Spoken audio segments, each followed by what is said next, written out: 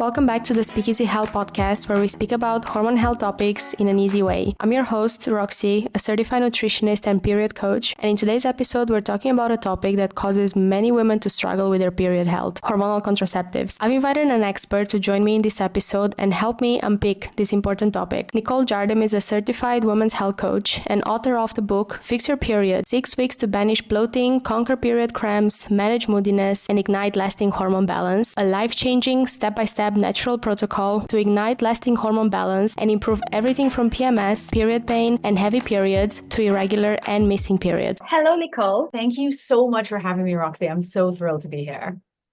I'm so excited to talk to you about this topic. It's going to be amazing because I can't imagine speaking to someone else about quitting the birth control pill and understanding hormonal contraceptive in general, because you yourself have played such a big part in my quitting the birth control pill story. And you're helping thousands, if not hundreds of thousands of women fix their period. So this is going to be amazing. And today's podcast episode is about just that, supporting women safely get off hormonal contraceptives.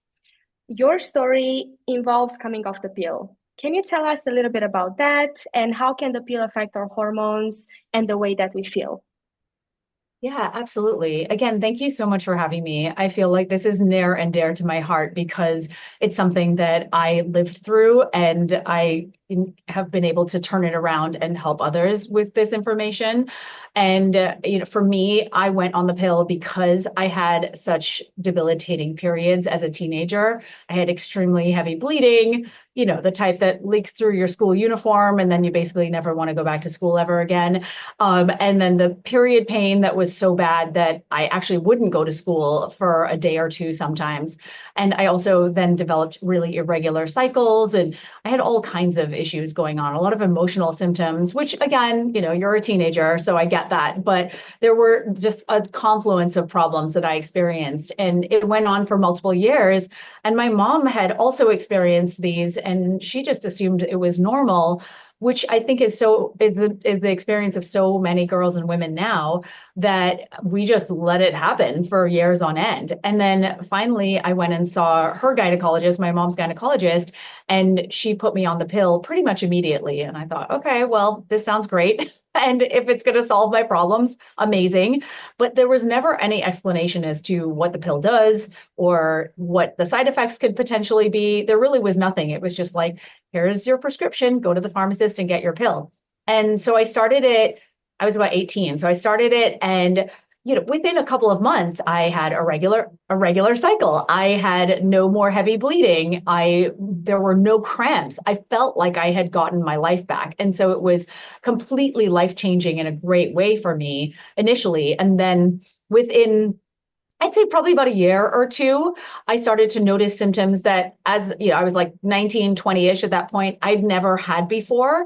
And no one ever attributed it to the pill. Every single doctor I went to, and I probably saw about 10, 15 different doctors, they all asked a lot of questions, but they never asked about the birth control pill. And so I just continued to take it unknowingly. And so what started initially was that my hair started to thin. And then I started to have like these really bad stomach issues. So I was constantly constipated, and I'd had some issues prior to that, but they were not life disruptive. And now this was me not going to the bathroom for a whole week. And then I also started to notice that I was developing melasma, which are like brown patches all over my face. And those got progressively worse as I got into my 20s and stayed on the pill. And then there were other things too, like my mood was tanking. I was putting on weight. I was having these chronic UTIs and yeast infections. My gut health was getting worse. So all these problems are happening. I also felt like I was just sick all the time. I got mono while I was in college, which is very common for a lot of college students. I didn't realize that at the time. I just thought I had a cold, but I was constantly sick. Like I was missing classes because I just most of the time couldn't get out of bed. So things were clearly wrong. I also had joint pain. I remember walking down the stairs and thinking, wow, my knees really hurt. What's happening? And I was 21, 22. So there were a ton of issues that were happening, all seemingly unrelated. No doctor ever asked any questions. So again, like I just kept taking this pill. And it wasn't until I ended up in the ER, actually in the emergency room with an allergic reaction to a UTI medication that I was taking, for the chronic UTIs. And I had a very high fever and I was red like a tomato all over my body. And finally I thought, okay, I got to do something because I didn't think it was the pill. I just thought, wow, I just have all these problems and I've got to take matters into my own hands. And a friend of mine suggested I see her acupuncturist. And that was really the beginning of this very long journey to get to where I am today. And he was the first person to point out to me that the pill was likely part of the problem because I didn't understand ovulation. I didn't understand sex hormones, none of that stuff. And so that was really sort of, like I said, the beginning of this understanding of how this one tiny pill I take every day impacts everything. So that's it in a nutshell. That is a personal story as well as something that I hear from a lot of other women. So it's very personal to you, but something I feel everyone that's on the birth control pill for more than 6 months to 1 year can relate to. And I'm sorry that was your experience. I'm sorry that's anyone's experience. But Me thank you for too. sharing that with us. That's really helpful because we can go through that list of symptoms. Anyone listening to this podcast can go through that list of symptoms and identify if all of a sudden, after you're on the pill for a year, you don't know what's going on and what started happening, that everything seems off all of a sudden. Just go through the list of symptoms that Nicole mentioned and see if this is something that you can relate to. And then you'll have a good starting point and you won't have to wait years to actually understand where Exactly. is it coming from and feel confused. So thanks for providing that list. Would you be Thank able you. to let us know how the pill is impacting our bodies and our hormones, the natural flow of hormones? And perhaps it would be useful to start with a very short introduction to what are the cycle hormones and then what the pill does to them versus how they're supposed to be functioning. Absolutely. I would love to share about that because I think that that's the crux of the problem, isn't it? That so many of Yeah. us actually go into this without any real understanding of what the heck is even going on in our bodies. And so I Yeah. think that that's the biggest challenge and the hurdle that we really have to overcome as women is this self-education and this knowledge about what actually is going on with our bodies. Because what I have learned is no one is coming to save us, and we are the ones who are responsible for our health at the end of the day. And we have to make a decision like I did when I was 22, 23, that this is not going to work anymore. And I've got to figure this out on my own. We've both seen that over and over again, haven't we, with the women who we work with? It's that they Yeah. realize, whoa, I have to do this on my own because it's not, no one can seems to be able to help me. And Right. it's so And so like, scary. Yeah. right? Yeah, it's terrifying. I should just say, by the way, when I came off the pill, when I was finally came off at 24, so it was about 5, 6 years I was on it. I was absolutely terrified. And just so everyone knows, there were no iPhones or apps to track cycles. Like there was nothing. I'm totally dating myself here, but it was over 20 years ago. I mean, the iPhone literally had not come out yet. So I was using a wall calendar to track my cycle. And I like You it just know, didn't I feel everyone should because apps are, I don't know where your stance on it is, but apps are not very reliable. I just like the pen and paper agree. method. So Yes, I think totally. you did it the right way. I did. I loved it. And I agree with that. I know. And then I went into paper charting and all of that stuff after reading Taking Charge of Your Fertility, which is a I'm phenomenal just book. And I'm just right? reading it now. I Oh, literally started it yesterday. I absolutely adore it. Yes. it's fantastic. I know it is so good. And it was such a breath of fresh air for me because, again, no one had ever equated any of my symptoms. And then this lady with this incredible book came along into my life. And suddenly I was learning all this stuff. And so, yes, I agree. We should totally talk about apps and what the pros and cons.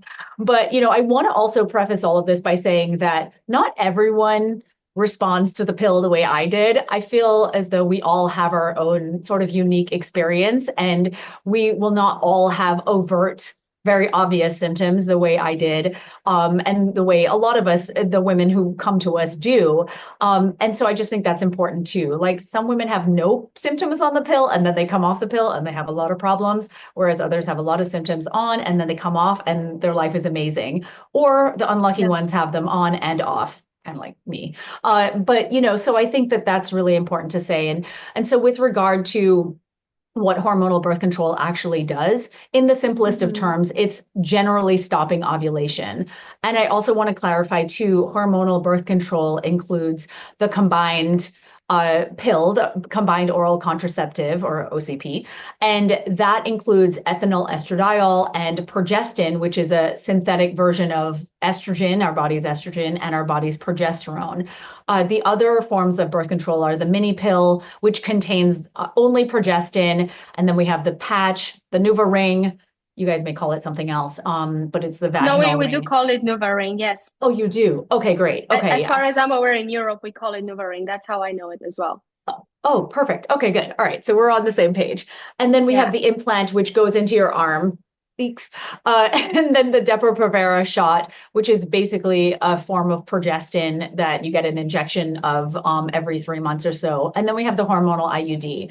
So they all kind of have a little bit of a different way of preventing pregnancy, but generally speaking, for the most part, almost all of them will stop ovulation. And so Mm-hmm. they tend to work in two different ways. They'll prevent that ovulation, like I said, but they can also potentially prevent fertilization.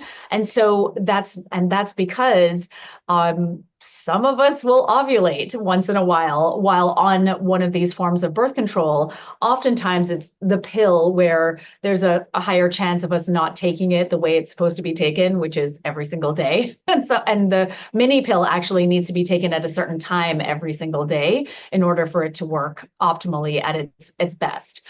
So, like I said, ovulation stopping and then preventing fertilization. And so what it's doing is it's stopping communication between the brain and the ovaries. And this is the hypothalamic pituitary ovarian axis, or the HPO axis, so brain ovary axis. And so it's stopping ovulation because it's interfering with the communication along that axis. And then of course it's stopping the hormone production. And so, as I said, that ethinyl estradiol and the progestin do that. So that ethinyl estradiol will make the body think that it doesn't need to make follicle stimulating hormone, or FSH, and LH, which is luteinizing hormone. So those two hormones are your brain. Your brain will make those hormones and tell your ovaries to start getting a follicle ready at the beginning of the cycle in order to get it ready to ovulate around the middle of your cycle. And so if we have a high enough dose of that ethinyl estradiol, your brain's like, okay, you have estrogen in your body. We don't need to send FSH to tell your ovaries to make that follicle and get it ready for ovulation. So it just puts the brakes on the production of those hormones that it would make. And if they don't get made, the ovaries don't get the egg ready for ovulation. They just don't get the signal. And in addition to that, then we have the inhibition of ovulation, or in the inhibition of ovulation happens from that. And then the progestin pills in that, in either in the progestin only pill, like the mini pill, or in the combined pill in the second half of your cycle, they will also thicken cervical mucus or cervical fluid. And so that makes it difficult for sperm to penetrate the cervix and reach the fallopian tubes where fertilization would normally occur. And so this is, there are multiple mechanisms, obviously. The other piece of this too is that it thins the lining of the uterus. So that'll make it less receptive to the implantation of a fertilized egg if an egg were actually to be fertilized, which again can happen because these things are not 100% foolproof. So this is sort of like an additional barrier to pregnancy, and kind of like a backup in some ways, because as I said, right, we may ovulate sometimes, particularly on the pill, if we're not taking it the way it's supposed to be taken. And without the ovulation and the production of these sex hormones, this is where we run into problems. Some of us feel them immediately, while others will notice symptoms, over months or even years, kind of like what I experienced, and possibly you too, and others as well. So that's essentially what's going on there. That was a wonderful explanation. I feel like you touched on all the important points. Thank you for providing the list of all the hormonal contraceptives. I feel like that's exactly what I wanted to cover, because I want people to know that there is more than just the pill that can actually cause these negative symptoms and stop ovulation, or either stop ovulation or decrease sperm motility, either one of the two or both. And it's important to note, as you mentioned, that they act by stopping ovulation, which you so well explain what it is. But now perhaps let's go into understanding why ovulation is so vital for the body. You did mention that, yes, that's when problems start. People these days, or actually always, they thought that ovulation is only useful if you want to get pregnant. But actually, ovulation is the main, now we know, the main event in your menstrual cycle and a key sign of fertility and vitality in any woman, right? And a good sign of health. How come ovulation is so key to us being healthy as women? And how does it impact us when it's not going on every month as it should be? Absolutely. And isn't it funny how we're only now sort of figuring this out? Yeah. That ovulation is the life of the party, and it's the reason for so many things that are happening in our bodies. Drives me kind of crazy, honestly. I'm just like, Funny, sad, unnerving. You choose the right? word. Come on. We've known this about men and sperm production and their testosterone and all of that for so long. And yet now we're here finally being like, wait a second, ovulation, this thing, it's like a big deal. And, so I think that the first thing is that ovulation is the actual act of ovulation is obviously important for our fertility and reproduction and things of that nature, but it's what comes from ovulation that is the biggest driver of our health. And so what that is the production of testosterone, estradiol, which is our main estrogen in our cycling years, and then progesterone. And there are other hormones. There are lots of other hormones that actually play into this as well. And I think that that's where we're all oftentimes so shocked because, again, we've just relegated ovulation to fertility and baby making, when in fact, if we don't make enough progesterone, our thyroid won't convert thyroid hormone from the unusable hormone to the usable hormone very well. And so then we run into thyroid problems, and our adrenals actually need ovulation to work, and our ovulation needs to work in order for our adrenals. Sorry, I should say that again. Our adrenals actually need to work for ovulation to work, and vice versa. So when we take a pill or we take some other form of hormonal birth control or use one and shut down that HPO axis, we have a hypothalamic thyroid axis and a hypothalamic adrenal axis as well. And so when those two axes see what's going on at the HPO axis, we start to like create chaos in our bodies. And so I think that that's one of the biggest revelations, or has been for me and so many of my clients over the years, is just the system-wide impact of ovulation and the hormones it produces. And so when you think about just on a more narrow scope of what ovulation does, it's the driver of estradiol and testosterone production, because we start with testosterone, and then testosterone is aromatized in the ovary, meaning converted to estrogen. And so that's how we make the vast majority of our estrogen. It's from testosterone. And so that happens in the lead up to ovulation. And then when ovulation occurs, then that egg is released from the ovary, and that little follicle where the egg came out of turns into something known as the corpus luteum. And it's this tiny little endocrine gland, basically, that's formulated in like 24 hours. It's incredible. And that now starts to produce all of this progesterone that's going to drive the second half of our cycle. And so we have this estrogen and progesterone. And when you think about the fact that our body actually has, on almost every single cell, we have estrogen receptors. So you can imagine when we're in this system-wide deficit, which often happens on hormonal birth control, you end up in a situation where you just don't feel good at all. And so brain health and cognitive function, because estrogen and progesterone are our brain's friends. And, this is why when we're in that deficit, we're often experiencing mood disorders, and why hormonal birth control is tied to major mood disorders. And then, of course, we have sleep regulation. And as we know, sleep is everything. It might not seem that way when you're 25, but trust me, when you're 45, it is. And so that's why when we're in low estrogen states, particularly like perimenopause, menopause, we don't sleep well. Or when we're post-birth control, we don't sleep well. And so both estrogen, progesterone impact sleep.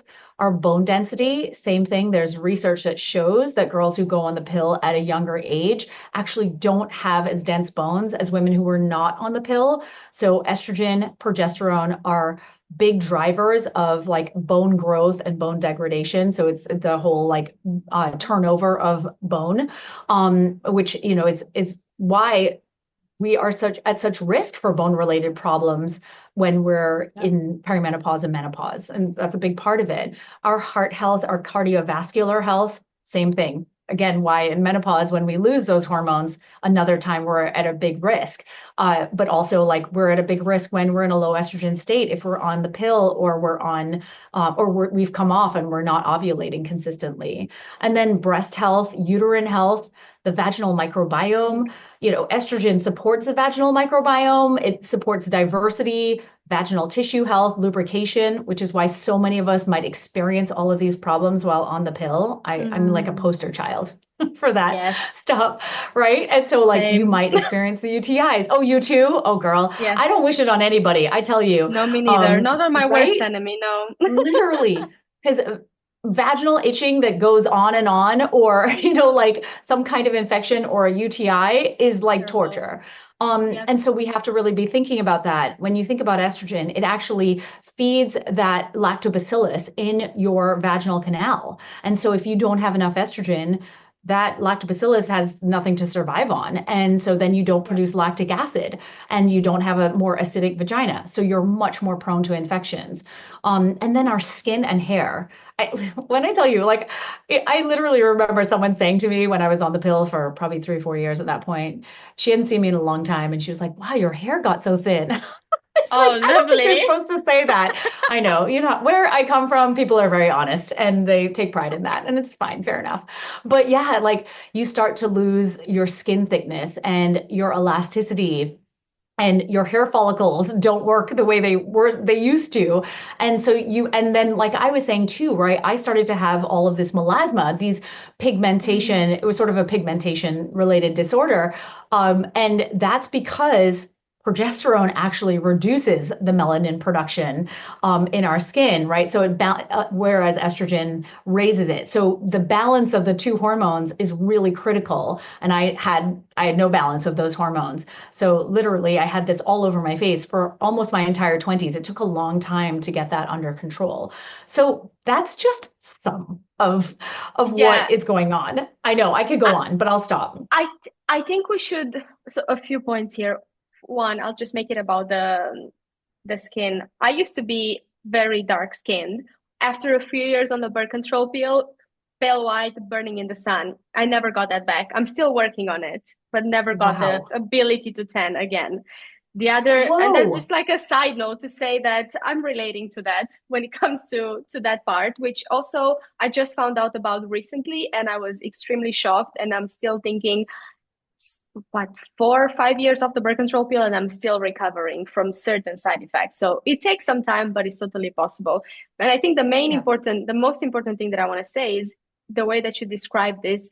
Basically, you know how the thyroid is the endocrine gland that affects every single cell in the body. I feel like ovulation should be kind of like somehow getting the same reputation as the thyroid, because by the way that you described it is like, when I ask you, how is ovulation so important?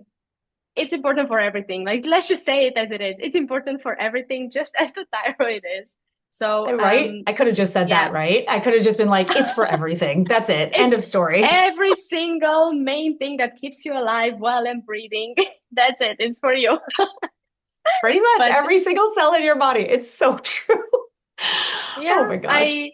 I think maybe another thing, and perhaps you already said it, but I was mesmerized by how you were explaining things. So I got a bit lost. So maybe another thing to mention is, if we don't ovulate, estrogen keeps growing unopposed, right? Which can run into all the other things that you've already mentioned in terms of heavier cycles, irregular cycles, and painful periods, irregular sleepless nights, and all the other things that we really don't want. It just keeps thickening the lining of the uterus if it just keeps going unopposed by progesterone, which can only be released by ovulation. That is so, so true. I feel like it seems to do different things for different people. I imagine that's based on genetics and various other things.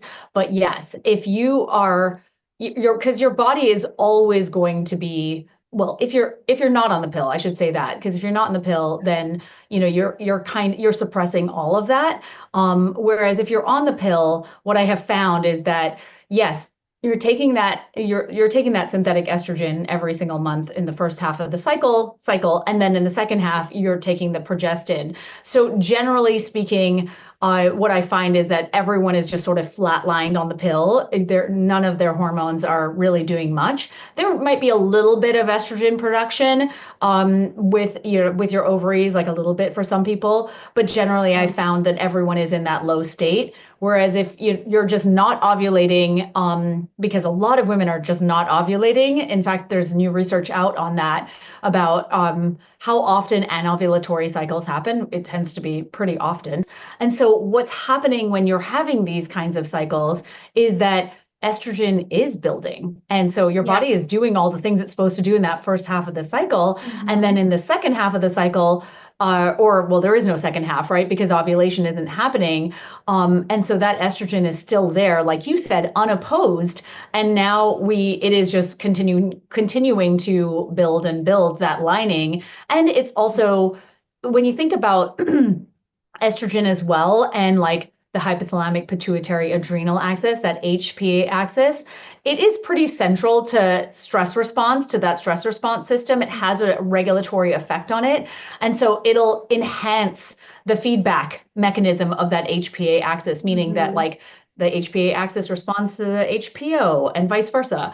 And so thankfully though, estradiol helps to reduce the release of a hormone called CRH, and that is coming from the hypothalamus talking to the pituitary. So it basically slows down the stress response from the brain to the adrenal glands. So it's good in that it's calming, but it can also be stimulatory. Whereas progesterone also has like a counteractive calming effect on the HPA axis. And so too much of a good thing is never a good thing, as we know. And so what ends up happening is, right, so estradiol is stimulating us in lots of different ways. And then we end up in a situation where we're in this estrogen dominance phase, like you said, and we talked about the heavy periods because progesterone isn't coming in there to counteract the effect of the estrogens, the estrogen on the uterine lining. So we have heavy periods. We may develop ovarian cysts, painful ovulation, painful periods. There are a lot of issues, a lot of like premenstrual symptoms, a lot of bloating and gut issues because we have estrogen receptors all over our gut. So like all of this can happen when we're not in that Goldilocks place, which is it's all generally equal across the board. And so that's why I'm always careful with everyone when people are like, well, I could just take some estrogen or I could just take some progesterone. I'm like, well, just remember that's a powerful hormone that has like a cascade of downstream effects. That's actually a very good segue into what I want to ask you next. So if you wouldn't recommend for people to just, I know people take it lightly and say, I'll just buy some progesterone, I'll just buy some estrogen. But we know that unless you actually know how to take it and you're supervised by someone with, you get some professional support on that, or even if you don't even know if it's absolutely needed and you can use other ways to regulate your cycle. Perhaps we should talk about how can we safely actually quit hormonal contraceptive now? And perhaps I don't know if this advice can apply to the broad range of hormonal contraceptive, but if you prefer, we can just focus on the pill. Or if you think that this advice could apply to any hormonal contraceptive, we can speak to the wider range of hormonal contraceptive, all the options that women have, Yeah. instead of just a pill. Yes, I think we could generally speak to all of them. Correct. Obviously, the pill, one could just stop taking the pill at any time versus the IUD, for instance, where you'd actually have to go to your doctor and have it removed. And I don't know if you've experienced this or heard this, but I can't tell you how many times women have said to me, well, my doctors refuse to take it out. And I'm like, but that is something that's in your body. And so I've had women literally sit in the office in protest and not leave and tell the doctor they're not leaving until it's removed. I've had others literally tell me they've gone home and taken it out themselves, which I do not recommend, just so everyone knows. Wow, that And sounds very painful painful, right? I know. I mean, the insertion and of that thing dangerous. is also painful. Yes, and dangerous, exactly. And I so never this is had what one, so I me don't neither. know. Yeah. I went for a fitting. I will have to say that I went for a fitting and I was like, nope, thanks. I'm not getting that thing because it's terrible that they don't even give you anesthesia, right? Because of the thousands of nervous terminations that we have in the cervix and in our pelvic area. It's just cruel that we don't even get anesthesia for that. Anyway, Yes. side note, I digress. So let's go back to the to the Wait, what was the question what we again? can do, what we can What we do can in do. order to safely quit hormonal contraceptive. Yes.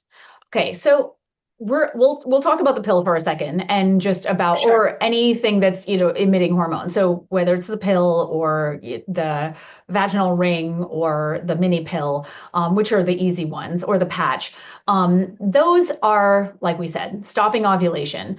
And so what I think is important to established from the very beginning is, why did you go on this in the first place? So was it because you wanted to use it for birth control, or was it because of birth control and problems that you're having with your cycle, or was it just because of problems you're having with your cycle? It is incredible. Over 50% of women who do take the pill, and this is kind of oldish research, so it might be give or take some numbers at this point, but basically half of women on hormonal birth control are taking it for reasons other than contraception. So I Yes. think that's really important to acknowledge. That was obviously the reason I took it. And so with that said, you want to be cognizant of that, because if you went on it because you have debilitating period pain, for instance, or extremely irregular cycles, or you're having mood issues or a variety of other problems, ovarian cysts, acne, things like that, all of those, regardless of the fact that they are health problems that are very disruptive to life, they are, they can also be they can also be very emotional for us. And so nobody wants to go back to having a face full of acne. No one wants to go back to having extremely heavy or painful periods. And so I recognize that, right, that the pill particularly is a crutch in that regard, and that, for me, it certainly was, and that you are very emotionally attached to that. And so I want to acknowledge that for everyone who is potentially experiencing this or considering stopping the use of hormonal birth control. So always consult with your doctor. I think that that's a huge thing too. I'm not giving medical advice. I just think it's important that you understand like what the implications are. So if you went on the pill or any hormonal birth control for a particular health problem, just recognize that that may come back. And there are, a number of things that you will likely have to do from a holistic standpoint to regulate ovulation and your hormones. And then if you just went on it for birth control, remember too that ovulation may not come back right away, or it may start right after you've come off of the pill or that birth control. So there are multiple scenarios that I think people should be aware of and what might happen. And so what I have found is that one of a couple of different things might happen. You may have what is known as this androgen surge, where your body suddenly is like, whoa, we're not being suppressed anymore. So that HPO axis decides to like go full throttle, and your brain now is sending a whole bunch of FSH to your ovaries, and your ovaries are kicking into gear, and those little follicles are, producing a bunch of testosterone, and then that testosterone, of course, has to be converted into estrogen, and that estrogen then has to tell your brain, oh, this is all working.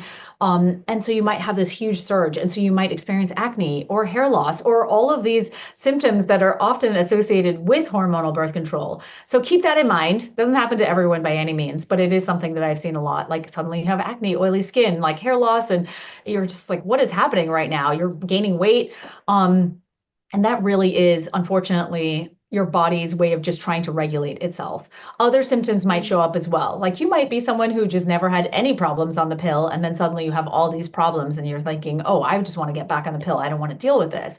But just remember, it's not your body being broken or anything like that. It's just that it's trying to re-regulate itself after possibly years of hypothalamic pituitary ovarian suppression. And so Yeah. I just wanted to paint that picture for everyone just in case people aren't aware of what might happen. Hopefully that's useful. That's very useful. Thank you for that addition. For sure, people Okay. will appreciate just being a bit prepared. I guess Yes. also the extra message would be it's hard, but if you stick with it, you'll have a much easier life in a 6 months than if you just go back on the birth control pill. We know it's hard. It takes time, but it will be worth it. It really will be. I completely agree with that. And so, with that said, I feel like I've highlighted a lot of different ways that, the pill impacts us via ovulation, but I just want to also mention that hormonal contraceptives, that ethinyl estradiol, that progestin, and there are multiple types of progestins. Some of them are first of all, progestins are derived from testosterone, not from progesterone. And so they're structurally quite similar to testosterone. Hence the reason a lot of us, lose our hair on the pill or on some other form of hormonal birth control that has a progestin in it, depending on the type of progestin. Because, like I said, some are more androgenic or more like a male hormone than others. And so you might experience a lot of these symptoms while you're on this form of hormonal birth control. Like you might have the hair loss and the acne and the oily skin or the oily hair. And the weight gain that could be due to those progestins.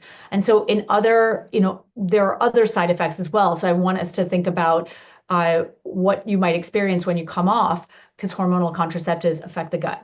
I told you guys that I had like this chronic constipation. I had these I had chronic bloating. I had these chronic vaginal infections, and your gut microbiome very much connected to your vaginal microbiome just from shared geography. Those holes are very close to each other. So, there could be that piece of things could happen as well. So the diverse community in your gut known as the microbiome, that plays a crucial role in digestive and overall health. And there is research that suggests that hormonal birth control can affect the composition and the diversity of that gut microbiome. And so this could lead to digestive changes, immune function issues. I was always sick on the pill. A lot of others experience that too. Overall gut health issues. So that's one piece too. So if you do experience those gut related issues either on or off, like acid reflux, the gas or bloating, abdominal pain, that could be a sign something's going on, or vaginal issues as well. Yeah. A lot of women develop autoimmune problems or immune system problems, and that's It was because me. of potential you exactly, right? Yeah. Like that's Yeah, intestinal permeability or leaky gut. And exactly. right, and there is absolutely a suggestion that there's an increase in intestinal permeability when taking it. And so there's Yeah. inflammation, and that can drive a lot of the pain that we experience. And so there is a connection with autoimmunity and oral contraceptives with regard to like Crohn's disease, ulcerative colitis, interstitial cystitis. These are insane side effects. And so we'll I talk I about the male birth control, but this is crazy. And so I just want everyone to be aware of that too. Sorry, go I ahead. think I think that's a really no, that's a really, really good point, and I haven't thought about mentioning it, but I personally developed Hashimoto's thyroiditis. My Yeah. antibodies shot through the roof because of the leaky gut that I got post birth control pill during post in the years around me taking it. The second that I fixed my gut, my antibodies just went back to zero, and I was in remission. And it was just all because of the pill. So that's a very, very important point to make. This can get complicated very fast, but Yes. I always say like you have to start from a place of nutrition. Like that's your Mm, powerhouse. That it is is. the way that I work, that I healed all my, like yourself, I had a list of many things that I had to go through, including the Hashimoto's thyroiditis and painful periods and the whole range. Pretty much Right. makes me think of the cover of your book, like WTF is going on, um, Oh, true. so all of it was very nutrition centric, and that's very important to mention as well. But yeah, Nicole's point on make sure that if you have been on the pill and you have developed leaky gut, it's not going to affect other parts of your body and bring upon other conditions like an autoimmune condition, because that is very serious to It be aware really of. is. Yeah, it really is. And to also consider that even with the pill, and this is also what I see. So it's the autoimmune thyroid problems, but also general thyroid problems. Because when you're on the pill, there's an increase in a protein called thyroxine binding globulin. And so that binds to that free thyroid hormone that's in your blood. And so it can reduce the active thyroid hormones. So oftentimes, we start to not feel good, right? So our metabolism changes, we put on weight, we may have the hair loss, the fatigue, increased higher cholesterol levels. So there are, the autoimmune issues, but there's also like direct thyroid effects as well. And Mhm. like I mentioned, the HPA axis too. We actually this is fascinating research from Dr. Sarah Hill. She wrote the book Your Brain on Birth Control, and she I love talks her. about women, right? She's fantastic. Oh my gosh, She's she just amazing. amazing. And I feel like she is just such a great voice to for women who are experiencing these, because we really now see the research as very clear that we tend to lack this cortisol response to stress. And so we have higher cortisol levels when we're on the pill, and we also have this dysregulated response to cortisol. So like we look, as from what she said, we look like trauma victims when we're on the pill, when Yeah. not all of us are. And so it's blunting our response to stress. And so when I think back to the pill, like I couldn't cope, like I was barely functioning. And so I just think that we all have to be paying attention to what's going on, because as you well know, right, like we can just normalize a lot of this. Yeah. And that I think is, it's to the detriment of Dangerous. our short and long-term health. Yeah. Yeah, absolutely. And if you were to give, so I'd like to ask like five things that you do to safely Yes. quit contraceptives, and then maybe we can talk about safer ways in which, you can practice safe sex without, getting pregnant, or get pregnant if that's what you wish. So let's have a look at your top three, five tips, no more than that, in Yeah. terms Oh of gosh. how we get off safely. I know it's a lot to ask to just narrow it all Mhm. down, but I'll narrow where it would down you for you. start? Where would you start? And then we'll talk about safer ways to avoid pregnancy or achieve pregnancy. Totally. So I would say I'm very similar to you in that food is our foundation. And a lot of people say, well, what about stress? And I just think that food is so incredibly important because of the fact that it's going to buffer us and give us the resilience we need to handle the stress.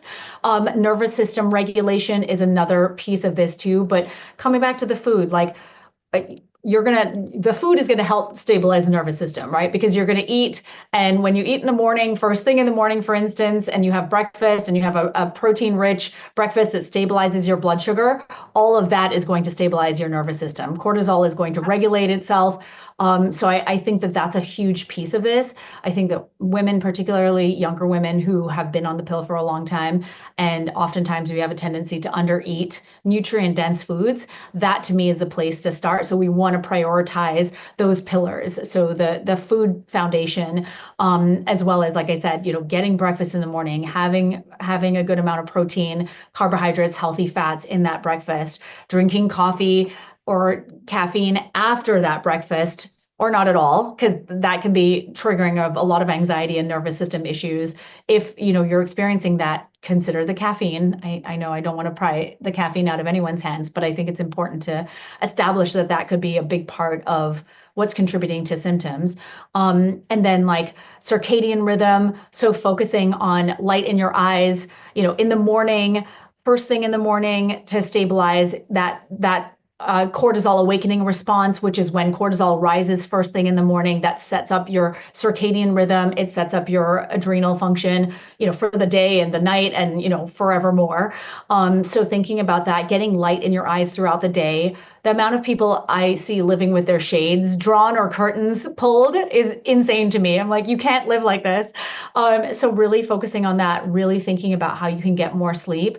All of these things are not sexy. They're not fun at all, but they really are the foundational pillars of overall health, especially when you need to rebuild because you're in such a depleted state after Yeah. hormonal birth control in many cases.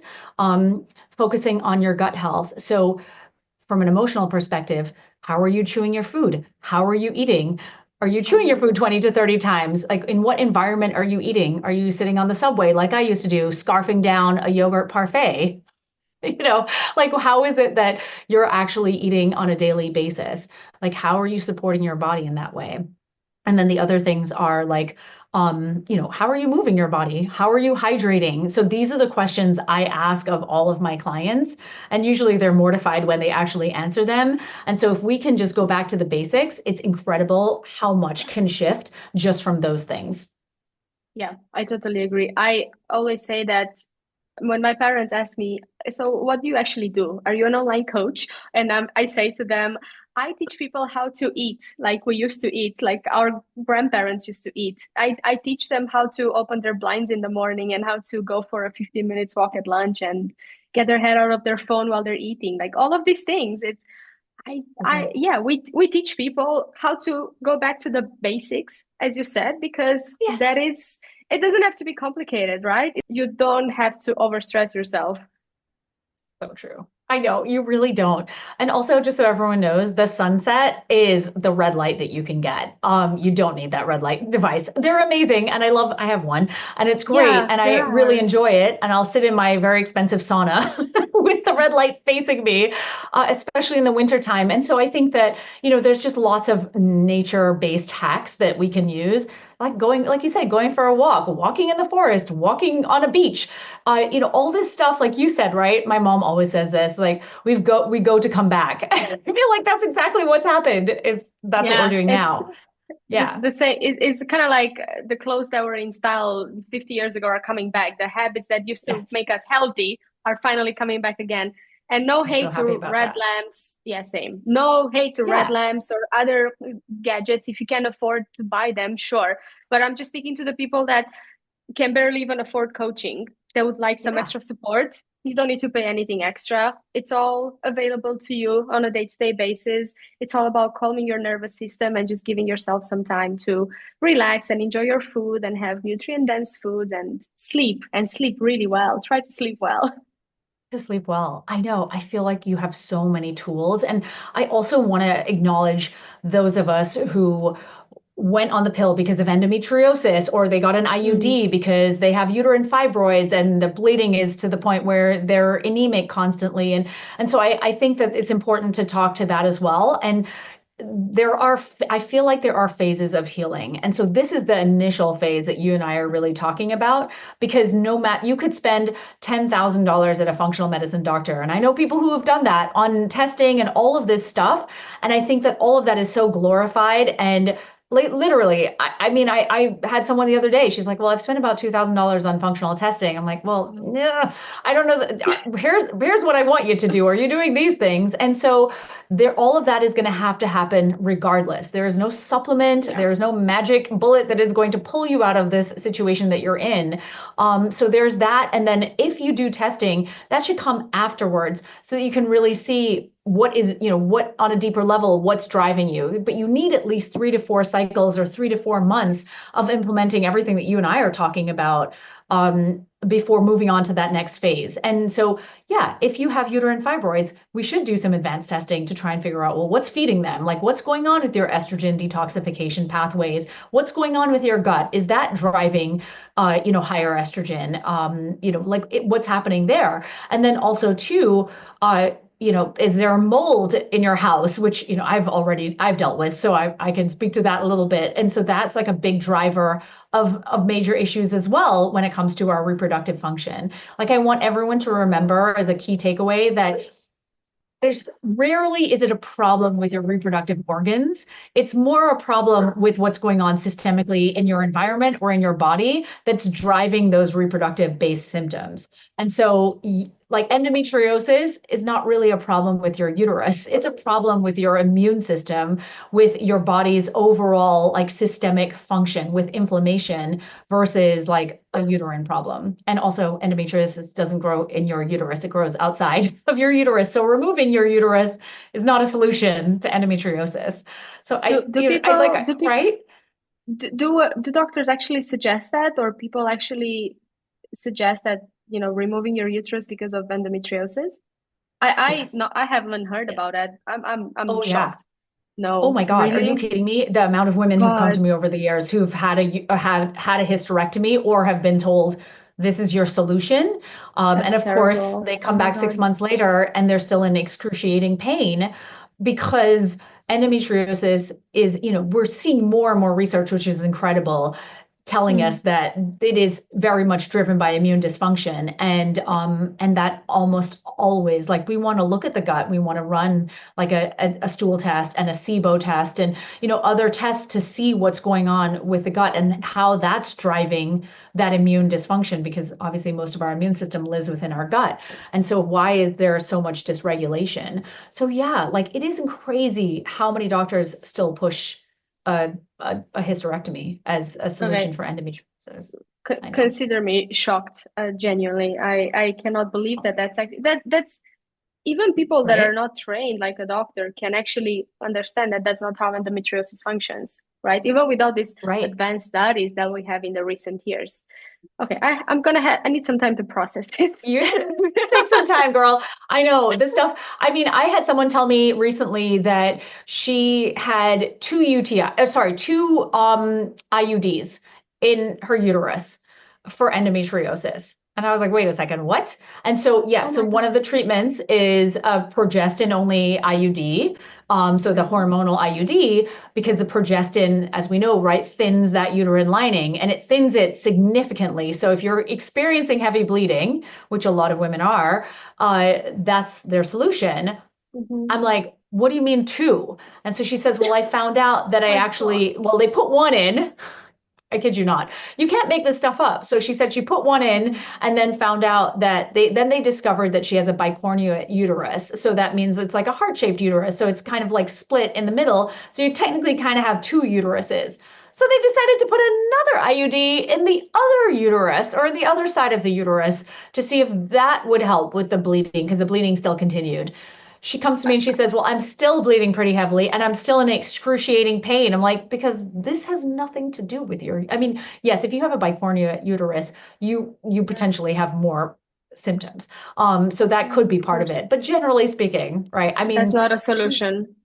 yeah, not at all. And it makes me think, wait, are they just making this stuff up as they go? What's happening here? And so that's just one of probably 1,000 stories I've heard along these lines. And it's astounding and very unfortunate, I'm shocked. I am definitely shocked. So, right? okay, if women Mind do blowing. manage to say yes, not Yes. in a positive way, if women manage to get off the hormonal contraceptive safely following your steps that you laid out, or if they have never been on a contraceptive pill, but they would like to start an approach that allows them to get to know their cycle, get to know their body, feel empowered without artificial hormones, what Yeah. would you recommend? So this is, like I said, going back to that wall calendar when I was 24, 25. This is really where that all started for me, and it would be my recommendation. I also get that it's not for everyone, so I understand that. But I think generally we could all benefit from uh, cycle tracking as a part of understanding our cycle, but using that as birth control is known as a fertility awareness based method of birth control. So and there are multiple types of fertility awareness based methods. The one I recommend is known as the symptothermal method. And so that's really where you're paying attention to symptoms or signs of ovulation. And you're also taking your basal temperature, the thermal part. And so that basal temperature is that temperature first thing upon awakening, because that's your core temperature. And so that temperature will be lower in the first half of your cycle, and then it'll rise about a degree, maybe a little bit more, in the second half of your cycle, which is really incredible to see because you can now see clearly what your body is doing on the inside that you had no idea it was doing this whole time. And so J- it takes practice. Oh, go ahead. just one little note there. When you say by 1 degree, you mean in Fahrenheit, right? Oh, I should say that. Yes, 1 degree Yes, Fahrenheit. But because 1 degree in yeah, Celsius is quite a a bit. lot. So That's a in lot. Celsius, maybe 0.3, 0.5. For me, it goes up Right. to like 0.7, but that's not the usual. But yeah, in Okay. Fahrenheit, 1 degree or so, and in Celsius, perhaps between 0.8 three, 0.6, I would say. Thank you for saying that. It's so true. I know. I always am thinking in Fahrenheit, but it is such a great point. So yes, that sounds about right to me. I Yeah, feel like great. Okay. it's so hard to say. I know. We were talking about this earlier, right? About our inability to convert these two types of temperature Oh, I'm measurements. terrible. Yes, yes. Yeah, it's so Well, bad. I know zero it's is 32. That's about okay. it. Well, you know more than me already, so you know. You don't But need to yes, know. It's all good.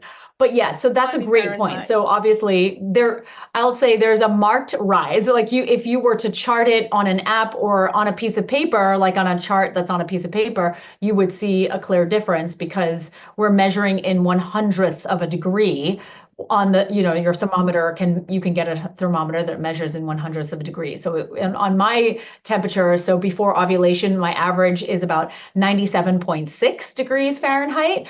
And then after ovulation, it's around like 98.1 to 98.6 or so. So you're seeing like 0.65, you can measure in hundredths. So I think that is the most amazing tool for us, not only for birth control, but also for just understanding what's going on with our bodies. Like it can tell us so much about our health over time as we start to collect more data. And then, of course, there are devices as well that have sort of stepped in for a lot of women who don't love the idea of just taking their temperature every single morning. There's one called the temp drop that has been really useful for a lot of my clients. They wear it as an armband because you can take your temperature under your armpit, Hmm. and that will collate a bunch of temperatures throughout the night, and then it'll give you a temperature first thing in the morning, and that will put it onto a chart in their app. And I feel like that's very useful. There's also the Daisy fertility tracker. That's another option for a lot of users that people really appreciate, especially just coming off the pill and wanting to understand this, but feeling a little overwhelmed. There's the Mira tracking device, and there's the Inito. Those are measuring your actual hormones in your urine. But the fact that we have access to all of this now, to me, It's is so incredible amazing. because this It's was not even a pipe dream 20 years ago, even 5 years ago. it's so So I think that exciting. it is. I think so too. I mean, the Aura ring as well, that's another one. It's not great. Like it'll measure your temperatures. And so I can see clearly like when I ovulate with it, but it's not giving you like actual numbers unless No, you're using it, right? it's not. Yeah. I can tell as well. I've been using it Yeah. for 2 years. It's not Same.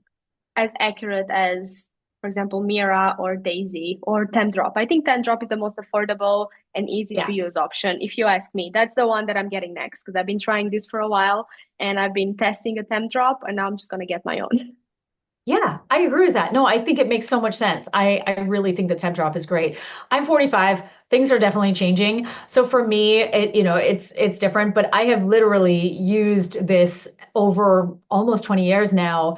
God, I can't believe I'm even saying that. But yeah, and it's worked really well. And it does for so many people. And when you think about the symptothermal method, it is as effective as the birth control pill. And I think that what has happened is it's been lumped in with what's known as the rhythm method. And that, of course, as you know, is not very reliable. And it is a science-based method.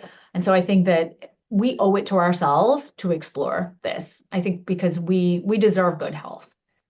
Absolutely. And I really think that it's such a it's so curious to actually follow and see the patterns on a month-to-month basis. And all you Yeah. really need is perhaps read a little bit about cervical mucus, get a basal body temperature temp drop, or just a regular basal body temperature thermometer, and just get a. I guess there's a few free charts on the internet that you can just like pull and print that allows you to track the days. And the temperature, so then you can kind of see the pattern if your basal body temperature is rising. If it stays the same, then you can understand if you ovulate. And as Nicole explained, ovulating is, we're just going to call it the equivalent of having a healthy thyroid. It affects everything in your body.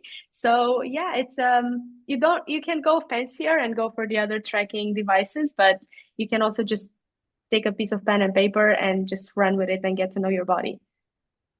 Amen. Exactly. You really could. There's so much you can discover. And I just love that when we first realize that there's this whole world that we didn't know about, and then suddenly you're just immersed in it. I had someone the other day tell me she literally bought my book, she signed up for my membership, and then she decided to join my certification program because she was completely blown away by all this stuff she did not know. So she's doing everything. I've never had that happen before. And so I was It's laughing because I was amazing. like, right when that happens, you just want to know everything. And because you've got decades to catch up, basically. Absolutely.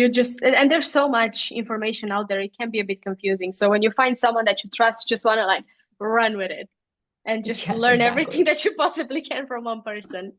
Before Yes. Nicole and I got on the interview, I actually asked, we went through a few questions and I asked her, what does she think about the Adam male contraceptive? And then I realized that there's a bit of confusion between the gel, as she explained, that is being used for male contraceptive, and the pill that was discontinued back in 2017, you mentioned 16, something along 17, somewhere that. around there. Yeah, yeah. Yeah. It's been a while. So I feel like one, we should clarify that there's a pill and a gel, and the pill has been discontinued, not the gel. And now that we have clarified that, what do you think about that happening? Because the side effects, what was it? Like a headache? We're talking about the pill here. It was a slight headache, and it was discontinued. And then You're you gonna take like laugh. you're gonna take You're the gonna list laugh of, what it is. It's like it was well, acne. That was the most common side effect. And it it was was not a headache, it was severe, acne. Oh my severe God. acne. Yes, I know. They also developed some mood swings, and some of those mood swings got pretty bad. And some of them, I think one man Oh, maybe developed depression, severe depression. And I believe another one may have tried to commit suicide, which, is obviously very severe. that's And that I that think is that, severe indeed. right? But why? I can't with the irony of this, right? It's How like, how shall we say it to be politically correct? I don't even want to be politically correct. I just feel like the second that men experience just a whiff of discomfort, the brakes get slammed on the male birth control pill, like faster than we can say the word patriarchy. I just, I really just, when it happened, I remember it happening, and I was just so annoyed because women Mm. have been told for decades to kind of just suck it up, right? I mean, the pill has been in circulation since the late 1960s. And so it's Mm-hmm. sort of this cost of being a woman. We have the migraines and the low libido and the mood swings and the weight gain and all the other symptoms that you and I were talking about, not to mention blood clots, which actually kill about 1,000 women a year on the pill, and the NuvaRing as well. That's a very high risk of having a blood clot. And so Mm. it's to speak to what you said, the gender gap really is alive and well. And I think that when we're seeing those side effects in men, um, and they pull the plug, what happens to us, like what happens to our morale? And I just Have think that to, we've been experiencing these for so long, and we just get gaslit into believing that it's in our heads, or that the pill is our only option, or that these side effects are our only option. And at the end of the day, I just think it's not really about protecting people from side effects. It's about who we are as a society, that we expect women to bear the burden of contraception. and how is that fair? I'm just gonna put some gas on this fire a little bit more. How is that fair when women are fertile 5 to 6 days a cycle, but men are fertile every day? I can't, and we're technically only fertile for one day out of our cycle without sperm. So, Oh like take my them out of the equation, and it's 24 hours really that God, our I little didn't egg even survives. I didn't Yeah. think about it like that. Okay, now that is Now you're even more entirely. pissed. Now I'm even more pissed. Like, because we're responsible for one day of that cycle. Make Yes. it 5 to 6 with their contribution, and they're fertile every single day of their life from what puberty until they die. So Yes. where's Right? the shared burden of responsibility? Girl, we could rage all day about this one. I mean, it's so frustrating to even really say it all out loud. And I think I will say on the positive side, the atom that you mentioned, so that birth control, so that's a like an actual gel, a physical barrier. So this gel plug that goes into the vas Mm. deferens and it blocks the semen, it blocks semen or blocks sperm. So that would be amazing. And I think that's in like phase 2 or phase 3 trials. So it is moving Right. forward. So that's a great potential option. But coming back to the fact that we have been like women have literally been dying, and we are still, as you said, we're fertile for such a short period of time, and technically we a man could impregnate a woman, multiple women, every single day of his life for a Yeah. long period of time, whereas we can only have a few pregnancies, obviously. Like we are pregnant for 10 months out of a year, any given year. Yeah. So it's just it's obscene when you think about it. Very upsetting.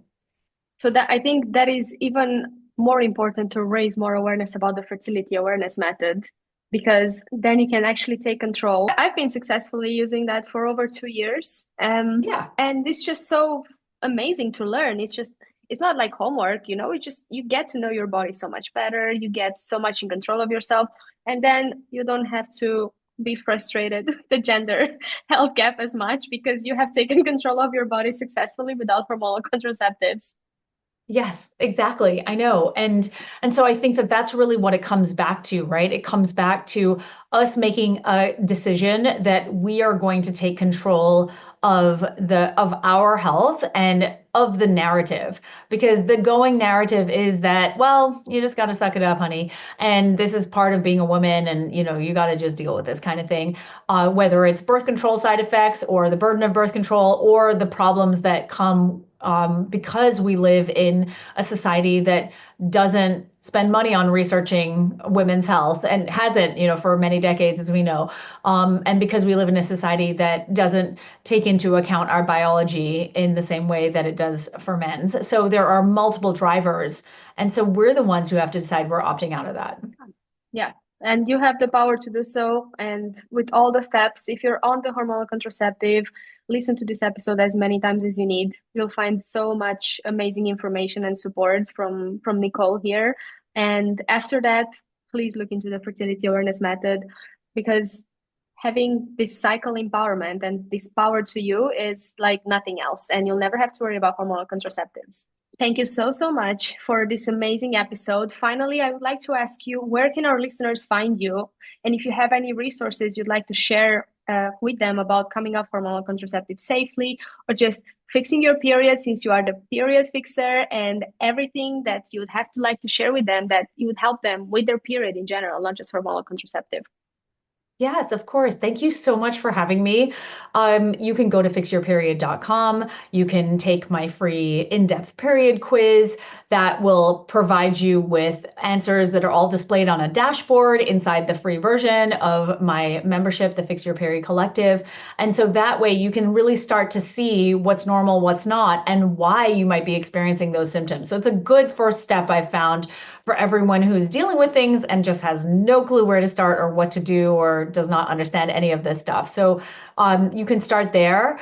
I'm also on Instagram. I share a lot of information almost on a daily basis about everything related to women's hormones, menstrual cycles, no matter the life stage, whether you're a teenager all the way through perimenopause, because when you're in your 40s, things get a little hairy. And I think it's important for us to really understand what our options are there as well. And I also have a book. It's called Fix Your Period. I keep it simple, just the same name for everything. So you can find that there. My website, Nicole Jardim, is just my main site. You can also find my blog and various other bits of information. So hopefully that's helpful. That's very helpful. And I can totally tell you from my perspective that that book is one of the most amazing books I've ever read. So for everyone who's listening to this, you should really grab it. It's so easy to understand and it will tell you everything you need to know about your period. So go and grab your copy like now. Oh, thank you, Roxy. Oh my goodness, such high praise. I appreciate that. Thank you. Thank you so much, Nicole, for being here with us today. And hopefully we'll invite you soon for another episode. I would love that. Thank you.